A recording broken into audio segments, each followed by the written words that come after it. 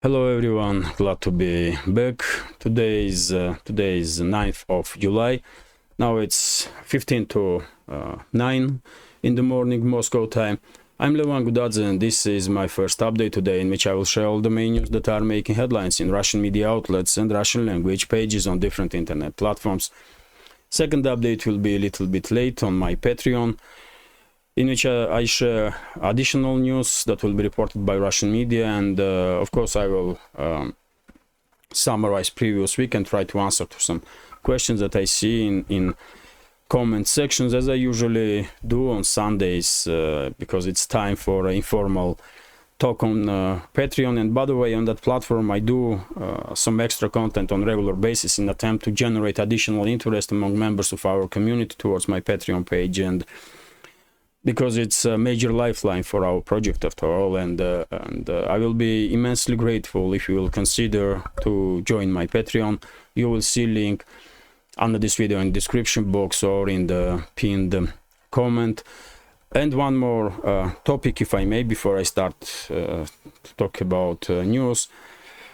One more topic, which is that probably many of you did notice that views on my updates did drop significantly in previous days, week also, and channel is almost stop its growth,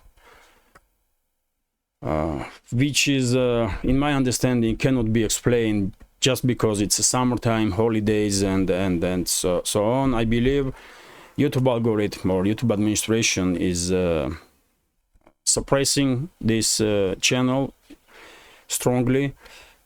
Some call it shadow ban, some call it some other stuff, but whatever that is, I did ask my members of my family that are subscribed to channel, do they receive notifications when I do updates?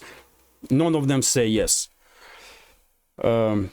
They almost never see my videos on YouTube platform when they open it.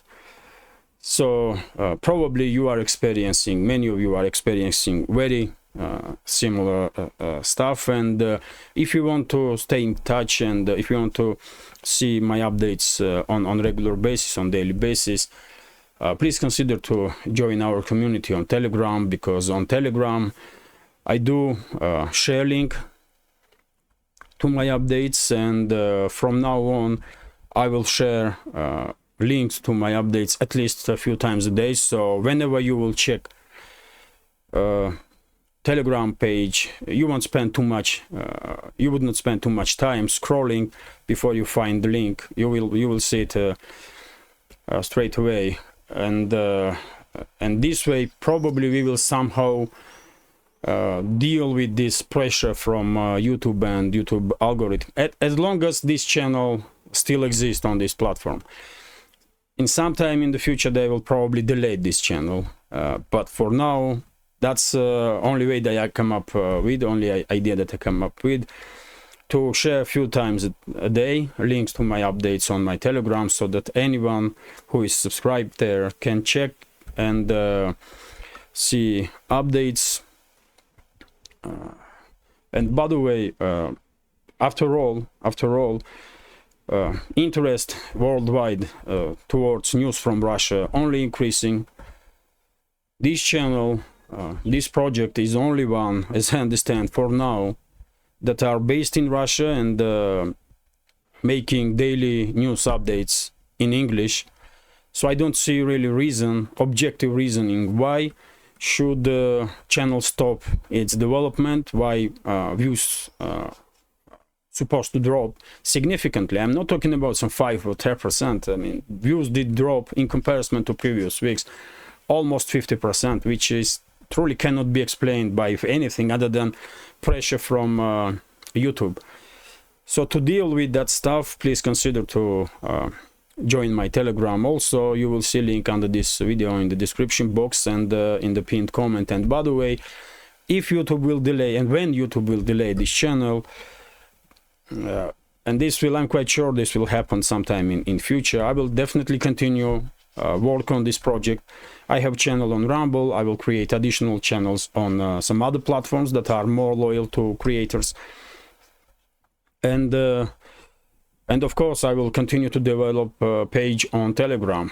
And the Telegram definitely becoming one of the major sources of information and major sources of communication worldwide. So it does has a future, I believe, and Telegram is much more loyal to creators than YouTube ever will be. So it is what it is. That being said, let's talk about news now. Sorry that it took so long to explain situation with channel's development, but it is important to me because after all, I do spend so much time to develop this channel, and when I see some issues are rising that are not because of me or my work, but because of some other stuff, in this case YouTube administration and their crap algorithm, of course it does influence you and your mood, and you know. But anyway, let's talk about news now, and I will try to make this update short because after all it's Sunday. And by the way, I wish you a great day. I hope you have a great weekend. And let's start with Ukraine. I'll give you a quick summary of the situation on the front lines. So first, and I will do it from southern sector of the front to the northern sector of the front, as I usually do. So Kherson region, it's first. Mainly it's artillery duels between the sides, and even though some Ukrainian units, small units, are dispersed on the left bank, and they still do try to establish some breachheads on the left bank, operational control over in this region, in this area, especially when it comes to bank of the Dnieper River, is under operational control is in Russian hands, and nothing extraordinary is really happening, at least for now. But you know my take on this situation.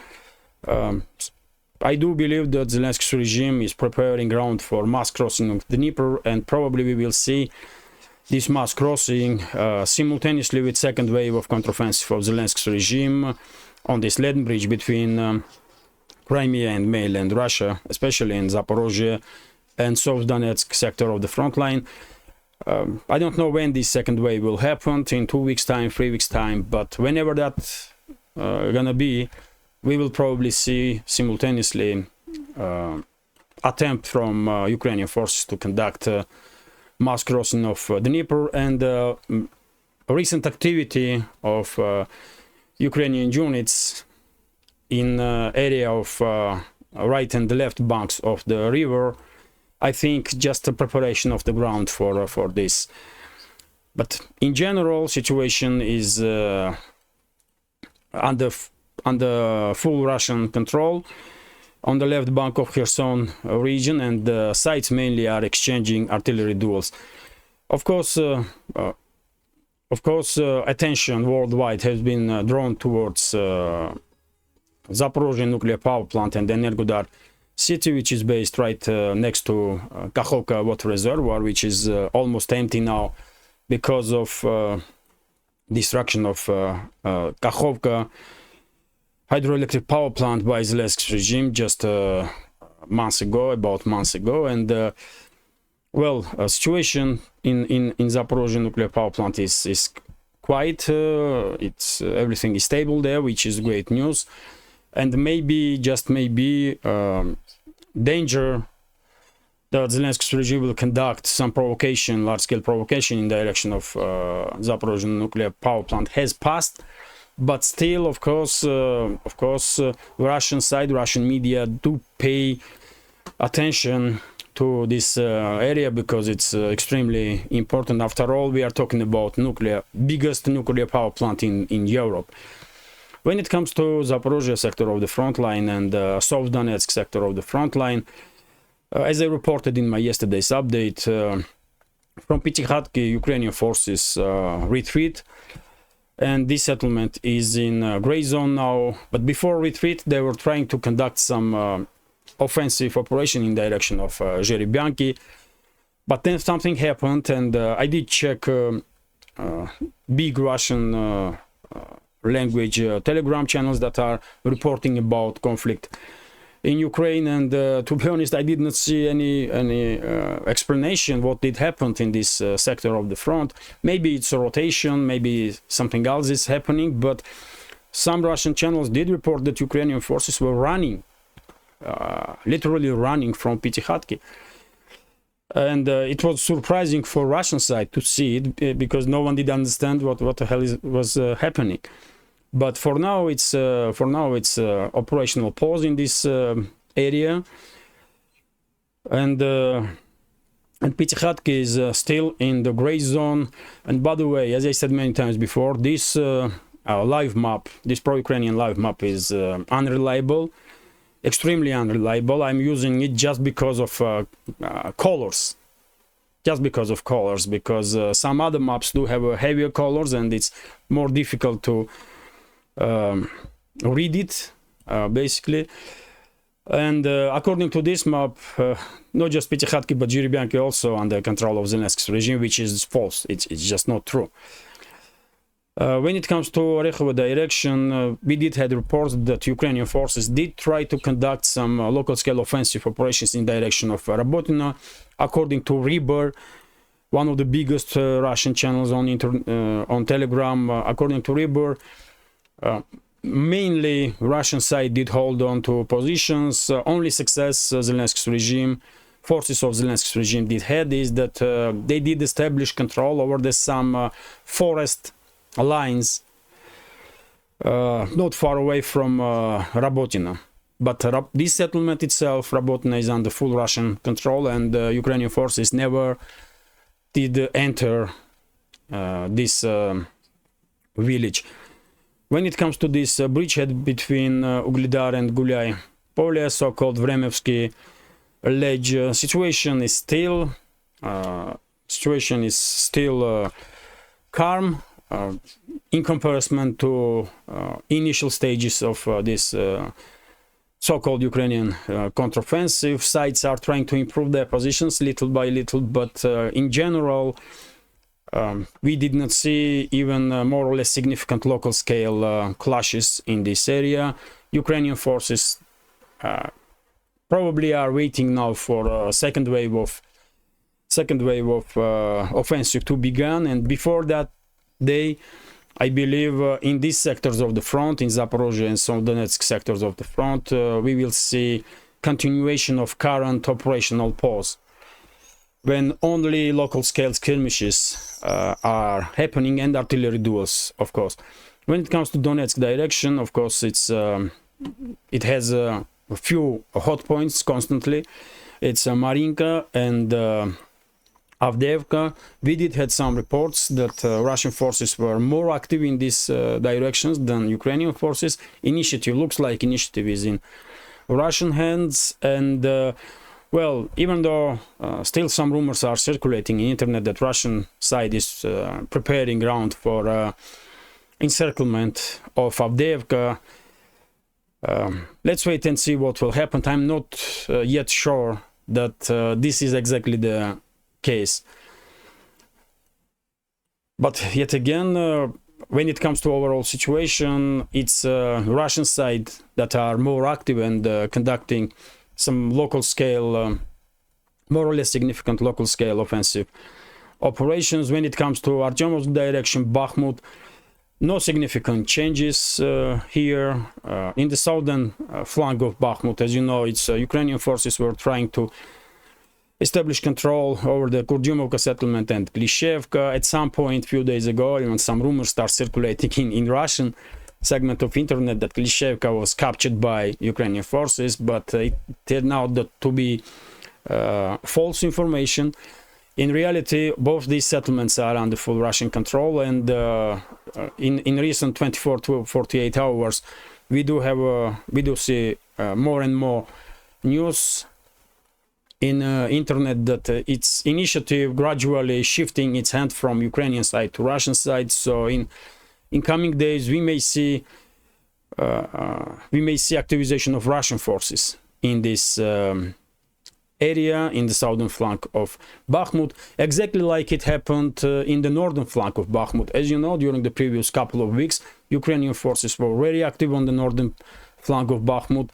They were on daily basis, sometimes a few times a day, were trying to conduct some offensive operations wave after wave, but they don't really manage to achieve any significant success. Russian side was repelling all the Ukrainian offensives, and even though some strongholds were lost, but in general Russian side did hold on to positions. And then when Ukrainian forces in this area run out of steam, it's Russian forces that start conducting local scale offensives and regaining control over the lost strongholds. And even though this pro-Ukrainian map not acknowledging latest news, as I reported yesterday, is that Russian forces significantly improved their position in Yahidna and Berkhovka area, and Berkhovka water reservoir is under operational control of Russian forces now. And I guess very similar situation will happen in the southern flank of Bakhmut. Ukrainian forces will run out of steam, maybe they already are, and then Russian side will begin regaining control over some lost strongholds, and we may even see some significant counteroffensive from the flanks in direction of Chesov and Konstantinovka. These type of rumors also are circulating in Russian segment of internet, so let's wait and see how the situation develops. But right now, on the flanks of Bakhmut, it seems like initiative is in Russian hands. In the northern flank, definitely in Russian hands. In southern flank of Bakhmut, initiative gradually shifting, moving from Ukraine to Russian side.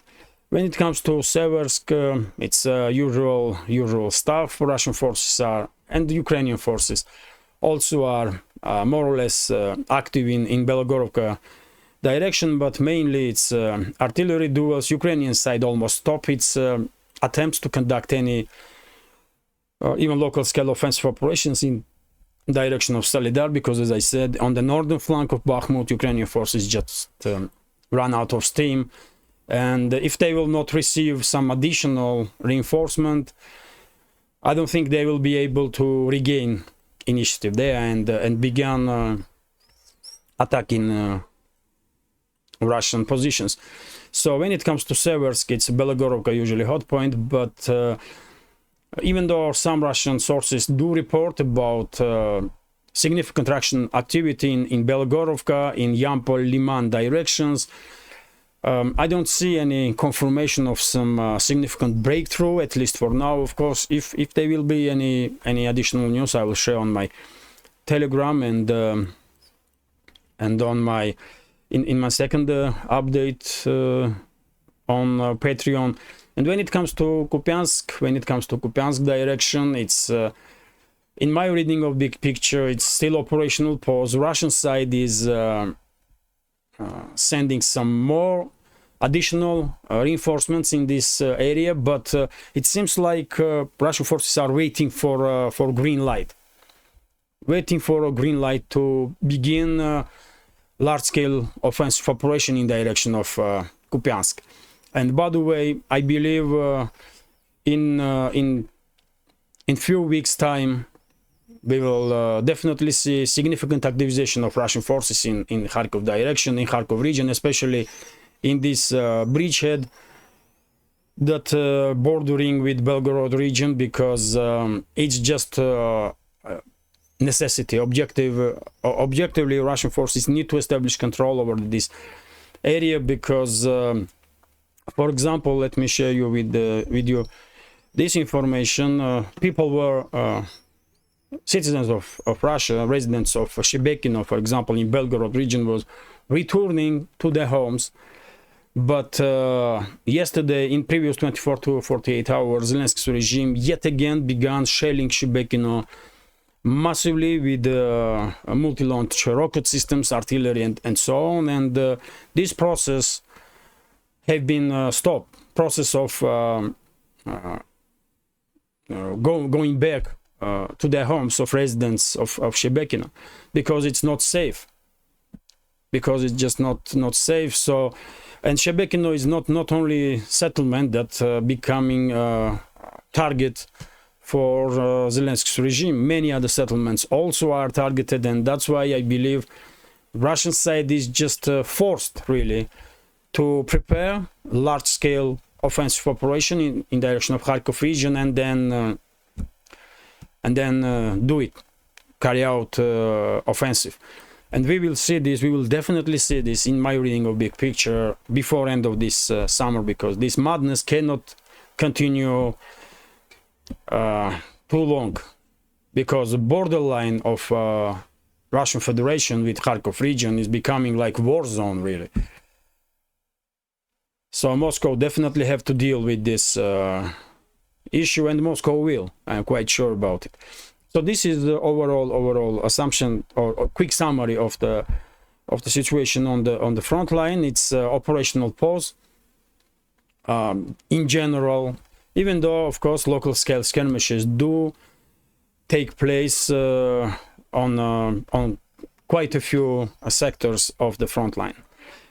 Now let's talk about some other news. As I just said, RIA Novosti was reporting that residents of Shebekino were planning to return to their homes. Process has begun, but then because of this heavy shelling from Zelensky's regime, this process has stopped, and residents are forced to stay away from Shebekino. By the way, also RIA Novosti and many other Russian media outlets are reporting that Deputy of Defense Minister of Ukraine, Anna Malyar, did basically openly confirm that terrorist attack on Crimean bridge on 2022 was carried out by Ukraine, which is not surprise to nobody, of course, to no one, but yet again, we are clearly seeing that Zelensky's regime is openly acknowledging its involvement in terrorist activity, and they see no problem with it. And not just them, but Western elites don't see problem with it. So that's once again highlights what kind of individuals are not just Zelensky and his associates, but also Western elites. I mean, it's just additional confirmation that they are worst human beings on this planet, probably. Worst human beings on this planet, that's it. Let me continue. And former Russian president and current deputy chairman of Security Council, Dmitry Medvedev, did comment on news that Washington will deliver to Zelensky's regime cluster munition. And by the way, to be honest, I would not be surprised if those weapons, those cluster munitions already are in Ukraine. I would not be surprised, really. Because in previous months we did have instances when weapons were first delivered and then was announced about deliveries. So maybe exactly the same situation did happen with cluster munition. But when it comes to Medvedev's statement, he did I mean, he was in his style, and he said that looks like Biden wants to go in other world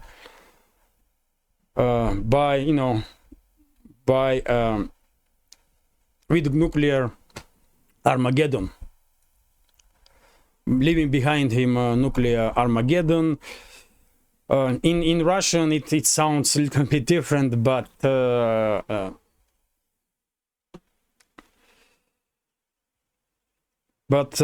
overall that's what he meant, that Biden probably decided to leave this world with the nuclear Armageddon. And well, yet again we are seeing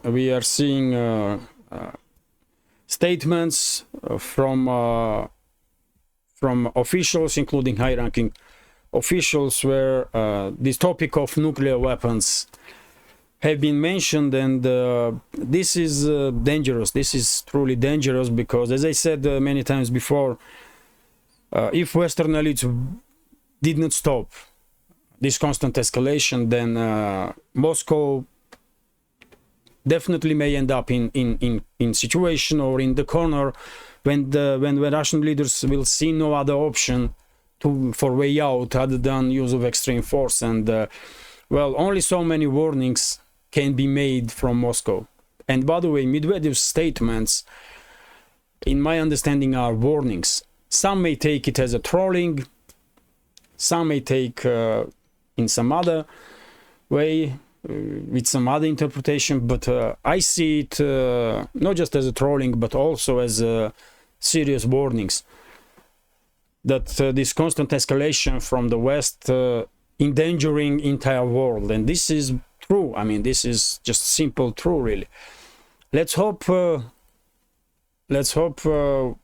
will not end up in nuclear exchange, but well, we all see constant escalation from the Western elites, isn't it? And they are not stopping, and I don't think they are even able to stop. And they will probably continue until Russian side will just force them to stop. That's it, really. Let's continue. How long is this video? 27 minutes also. Okay, let's continue. A few more topics. Yesterday, press spokesman of Russian President Dmitry Peskov did made a comment about development that did happen in Turkey during the visit of Zelensky. As you know, leaders of Azov terrorist group and some other officers of Ukrainian army that were captured in Mariupol when Russian forces liberate this city, and then these terrorists basically were exchanged on some Russian POWs, and according to deal that was broke then, these leaders of Azov terrorist organization and some other Ukrainian brigades, according to that deal, supposed to stay in Turkey as long as this conflict is continuous in Ukraine. But yesterday, all the media outlets, all the channels did report that Turkey freed those criminals and terrorists, and they went back to Ukraine with Zelensky, and later afternoon Zelensky together with those terrorists were in Lvov in the western Ukraine. And well, Peskov did made a comment about all this story, and he said that Turkey definitely did break a deal, and these criminals supposed to stay in Turkey. And well, Moscow is unhappy about it. Let's see if it will influence relationships between Moscow and Ankara. It may, of course, it may. But very same time, I guess this information that this neo-Nazi extremists and criminals and terrorists have been freed by Turkey and they are now in Ukraine, and the fact itself that those terrorists went to Lvov first of all, definitely not the greatest news for Warsaw or for Polish elites, because if they have any plans to establish control over the western Ukraine, they did receive message now from Ukrainian neo-Nazis that it's not gonna be easy ride. It's not gonna be easy ride because Western Ukraine it's a stronghold of Ukrainian neo-Nazis, and now they have their leaders in Ukraine. So it's bad news for Russia, but it's bad news also for Poland. And when it comes to relationships between Moscow and Ankara, let's see how will situation develop. But I believe Moscow do have now every reason on its hands to cancel that grain deal, which will expire on 17th of July. Even though Erdogan came out with statements that he wants grain deal to be prolonged, let's see how will situation develop. Maybe Moscow will truly want to prolong this deal as it expected because of so many strong statements from Russian officials. But yet again, it's hard to tell. It's hard to tell for now. But Erdogan definitely make a big surprise for everyone by freeing those terrorists. I didn't expect that. Let's continue. And by the way, of course, you already know that Poland began deploying its military towards Belarusian border. Some reports saying that Poland is also deploying its forces in border with Kaliningrad. And very same time, yesterday, probably many of you did see these videos. I did share on my Telegram page footage of columns of, that's it, by the way. That's armored columns of Wagnerites, according to some reports, that are moving in Belarus. So, interesting coincidence, isn't it? First, we hear statements from Warsaw that they will deploy their military personnel towards Belarusian border. As I said, some even report that Polish troops were also deployed towards border to Kaliningrad region of Russian Federation. And very same time yesterday, this video starts circulating on internet with columns of Wagnerites in Belarus, with all the weapons, by the way. I mean, I was surprised because there were some reports that Wagnerites will hand over their weapons, heavy weapons, to Russian Defense Ministry. But as you can see here, they do have heavy weapons in this column. Air defense systems, panzers, armored personnel carriers, and then so on, tanks and so on.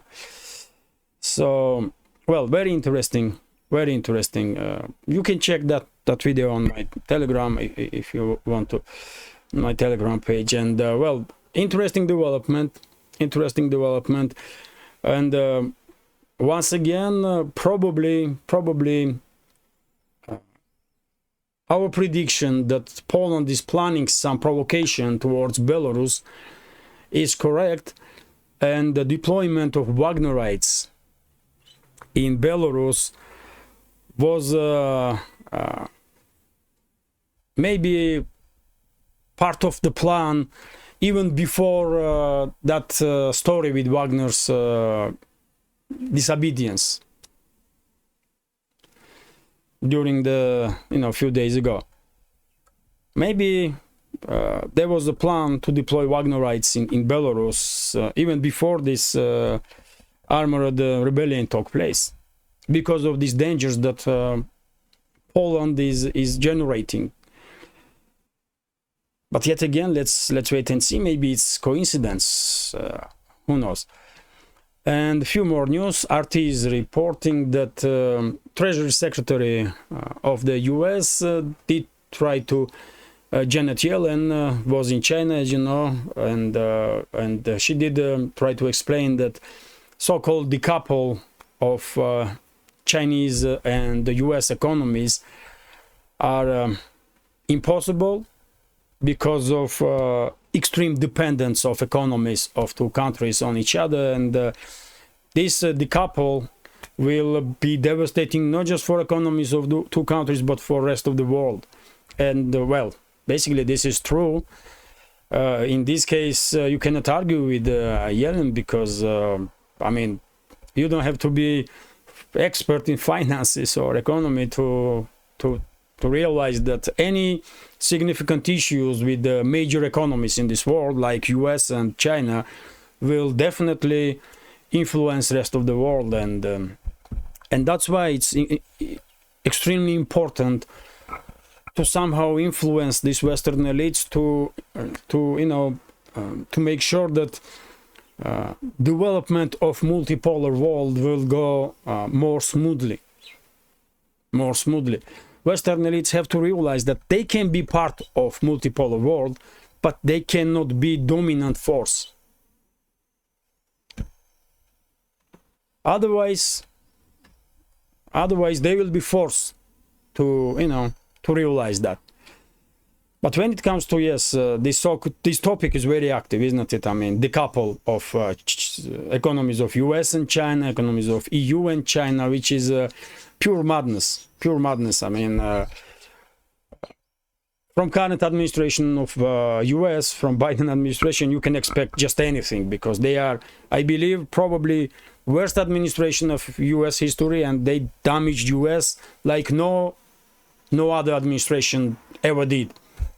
But I don't think they are so crazy that they will destroy economical relationships with China, and therefore thereby destroying U.S. economy itself. I don't think so. And at least there are few people in Biden's administration that do understand the importance of these economical ties between U.S. and China, like Yellen.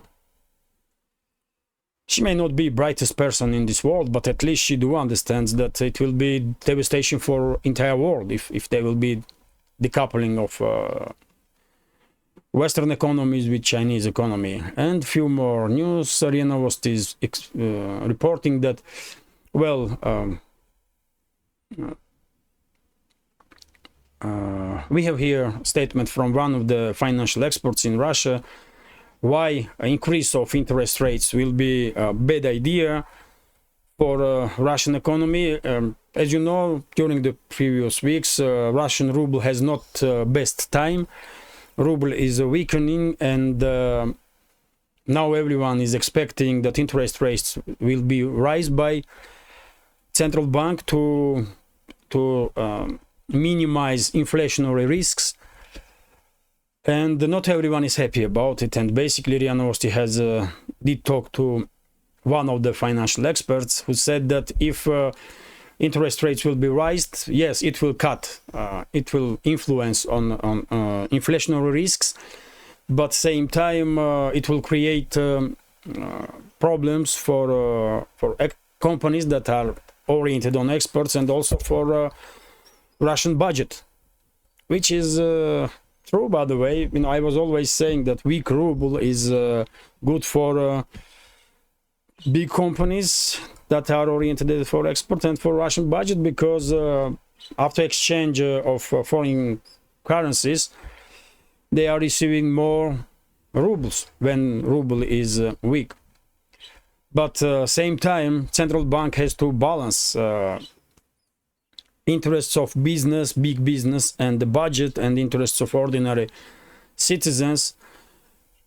And when it comes to inflation, of course, inflation is a major problem, first of all, for us, for ordinary citizens. And that's why I believe central bank will probably raise interest rates, maybe just for a little bit, but still they have to do it, because ruble is losing its positions just too rapidly. If it will be like step by step on slow pace, that's not that big of an issue maybe. But if months ago ruble was around some 70s towards dollar, now it's around 90s, so it's significant difference, isn't it? So yes, this topic is very relevant in Russia, very relevant, and well, hopefully central bank will come up with the optimal decision, because after all, I still remember statements from Mikhail Mishustin, Russian Prime Minister, who said that in annual terms, towards the end of this year, inflation in Russia will be about 5%, which I straight away did find extremely optimistic forecast. But I mean, if inflation will stay under 10%, it will be a great achievement, really, for the economy that is under extreme pressure from the West. But anyway, let's talk about some other news. This is gonna be the last news for today. And by the way, that's why this low or weak ruble is good for budget, for example, because according to TASS news agency, income for budget from oil and gas did fail 47% in first 6 months of this year. 47%. It's a big number, isn't it? And even though right now income to budget from oil and gas sectors are reaching its normal levels that were forecasted, to somehow compensate for losses that budget has during the first 6 months, I believe,